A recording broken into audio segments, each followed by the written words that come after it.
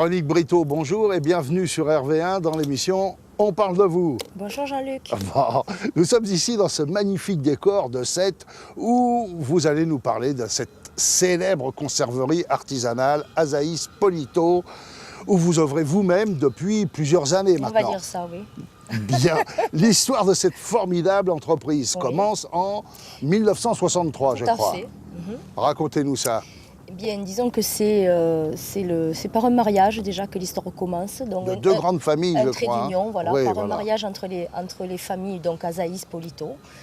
Georges Azaïs, fondateur de la Criée de Sète, un des plus gros marieurs en Méditerranée, se marie avec Lisette Polito, donc qui devient Madame Azaïs. Lisette est issue d'une famille de fabricants de pâtes depuis 4 générations. Ah oui. Et les deux familles, si vous voulez, Sète, ici, à hein. Sète, Ah, oui, ce d'accord. sont de vieilles familles sétoises et les deux familles unissent leur savoir-faire, leur passion, leur héritage. Donc d'un côté le monde du poisson qui rencontre le monde de fabricants et ils décident de créer voilà, une nouvelle entreprise pour les enfants de la famille. La particularité justement de l'entreprise, c'est que c'est la même famille, les mêmes familles qui dirigent la conserverie depuis la création. Donc on peut dire qu'il y a vraiment une culture d'entreprise qui s'est transmise et surtout qui dure et qui perdure. Vous avez apporté, bien évidemment, des choses. Vous êtes mis au goût du jour, vous vivez dans votre époque, donc vous prenez tout ce dont vos prédécesseurs ont apporté, eux aussi d'ailleurs, c'était moderne pour leur époque. Vous avez apporté quoi? Par exemple, cette inversion de tendance au niveau du consommateur qui revient à des produits comme les nôtres. Cette tendance, évidemment, qui revient aux produits du terroir et qui nous porte cette tendance chez Azaïs Polito. Voilà. Terroir, cette tendance chez Azaïs Polito, nous, on l'a vu arriver il y a déjà quelques années. Voilà. Aujourd'hui, on va dire des confrères, mais néanmoins concurrents, par exemple, qui avaient un peu délaissé le terroir pour aller plutôt sur des volumes plus industriels ou autres. Quand il a fallu faire les choix, nous, on a choisi de faire des choix de qualité. Et si vous voulez, on sent bien qu'aujourd'hui, ils reviennent surfer, on va dire, sur cette vague terroir qui Ils reviennent tout à fait à l'artisanat. Et nous, en fait, on n'a pas changé notre manière de fabriquer depuis les années 60.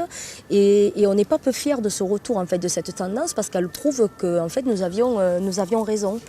Et que le consommateur, finalement, aujourd'hui, veut des produits, des véritables produits du terroir, avec une vraie âme et une authenticité. Écoutez, maintenant, si vous le permettez, je vais aller voir M. Polito. Oui. Je vais aller lui poser des questions qu'il ne pourra pas me répondre puisque ce sont des secrets de famille. Il est sur les secrets de famille, vous savez. En tous les cas, je vais tenter quand même et je reviendrai vers vous tout à l'heure pour terminer cette émission. D'accord. Monsieur Polito, bonjour. Bonjour. Alors comment je dois vous appeler? Jean-Claude Polito, Raymond Polito? Vous avez deux prénoms, Voilà. vous. Ben pour les intimes, ce sera Raymond. Bon, alors je vous appellerai Raymond. Dites-moi les recettes restées secrètes qui sont passées de père en fils. Expliquez-nous comment ça se passe. Ben disons que les recettes secrètes, oui, disons qu'elles sont simples. Et c'est dans leur simplicité qu'on a gardé le secret. Il y a aussi le travail, le côté du travail bien fait. Voilà, bon, disons que ça fait 55 ans maintenant que je fais ce métier. J'ai commencé tout jeune. J'ai 4 parents qui m'ont mis le pied à l'étrier. Et après, j'ai appris au fur et à mesure et je me suis passionné pour le métier que je fais. Disons que je vis avec la conserverie depuis 55 ans. Le plat cuisiné s'est énormément développé depuis 50 ans. Et moi, j'ai suivi cette évolution. Artisanal aussi. Voilà, tout à fait. Ça reste toujours artisanal. Et c'est ça votre particularité, voilà. quoi, je veux dire. La particularité, c'est de travailler vraiment avec ses mains. Quand on fait de la soupe, par exemple, on va l'écumer, on va faire un tas de choses. Et encore, voilà, il y a le souci, c'est là où vous avez le souci du travail. Et puis, on a mis au point des recettes, s'il s'agit des moules farcis, s'il s'agit de ce genre de recettes, où c'est vraiment un travail manuel. C'est-à-dire une moule farcie, c'est quelque chose, il faut la prendre d'une façon indépendante, il faut l'ouvrir, il faut la farcir. Tout ça se fait à la main. La moule farcie, oui, tout se fait à la main, là, il n'y a pas de machine. Nous, quand on fait de la bonade de morue, on va la faire avec de la morue, on va garder la fibre du poisson, on va la faire avec du lait. Voilà. Disons qu'on va rester dans des matières premières de base. Vous nous expliquez quand même clairement que vous faites les choses naturellement. Disons, voilà, on le fait tout à fait naturellement. Par exemple. Et après, disons qu'on se fixe quelques petits challenges. C'est-à-dire quand on va faire de la rillette de poisson, on va faire de la rillette, mais qu'avec du poisson. On ne va pas mettre d'épaississant dedans. On ne va pas mettre de...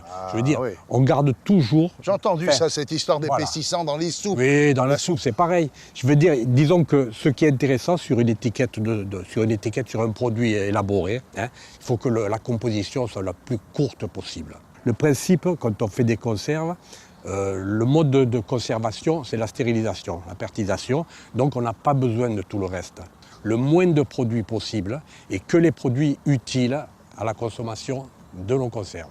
Quand vous faites des soupes de crustacés, quand vous faites des bisques de homard, hein, bon, ben, disons que la plupart vont faire ça avec de la pulpe de homard. Nous, on va faire ça avec du homard. On achète nos homards, on les broie, on enlève la chair et on fait notre bisque de homard avec du homard. Et la soupe de poisson, vous allez me dire qu'elle est faite avec des poissons. Avec des petits poissons, parce que le petit poisson surtout n'a pas de tripes, hein, ou pratiquement pas. Donc vous insistez sur le fait que ce soit des petits des poissons. Des petits poissons. Voilà. Parce que d'abord, c'est du poisson qui est fait pour la soupe, parce que d'autres, à ce moment-là, vont faire ça avec du poisson avec des parures, c'est-à-dire on va prendre un gros poisson, on va y enlever les filets, et la parure, la tête qui reste, on va la mettre dans la soupe.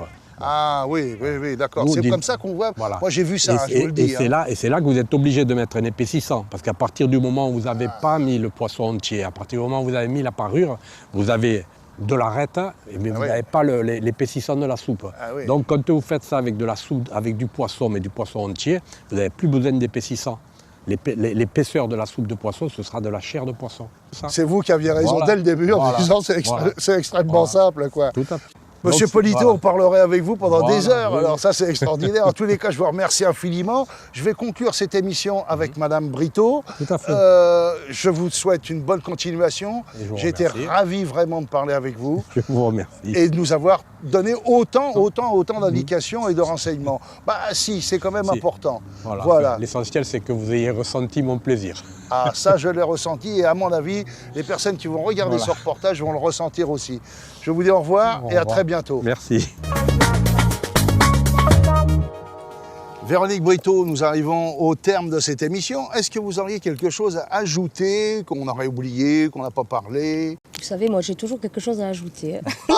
Alors je vous écoute. Tout ce dont on vient de parler, on peut le retrouver dans un livre anniversaire en fait. Ah, dans un livre? Oui, qui est sorti pour justement les 55 ans de la conserverie et qui a été lancé dans le cadre de la manifestation Escale 7. Quand vous aurez lu ce livre, vous aurez tous les indicateurs pour faire la différence entre un véritable produit du terroir avec tout ce qui se cache derrière, donc des vraies histoires d'hommes et de femmes qui sont de vrais indicateurs pour les consommateurs, la manière dont on les fabrique, mais surtout aussi de mettre une petite pierre à l'édifice pour aider le consommateur à faire la différence entre un vrai produit du terroir et les pâle-copies industrielles. Oui, ça c'est très important de le souligner. D'ailleurs, on fait des visites aussi à la conserverie. Les jeudis, je crois, c'est ça? Les jeudis, voilà. Donc, ce sont des visites dans le cadre d'un militantisme du goût. On va rester sur cette précision. Nous allons conclure cette émission donc sur ce livre, parlant de cette extraordinaire histoire de famille, en rappelant tout de même qu'on peut vous retrouver la conserverie donc sur le site azaïspolito.fr. Tout à fait. C'est ça? Ou venir sur place. Voilà aussi. À l'adresse qui va s'afficher ici en bas de notre écran. Vous y serez parfaitement bien reçu. Tout à fait. Vous ne regretterez certainement pas votre déplacement. Il ne me reste plus qu'à vous remercier. Merci à vous. Vous souhaitez une très bonne continuation. Merci, vous aussi. Et à très bientôt. Et à très bientôt.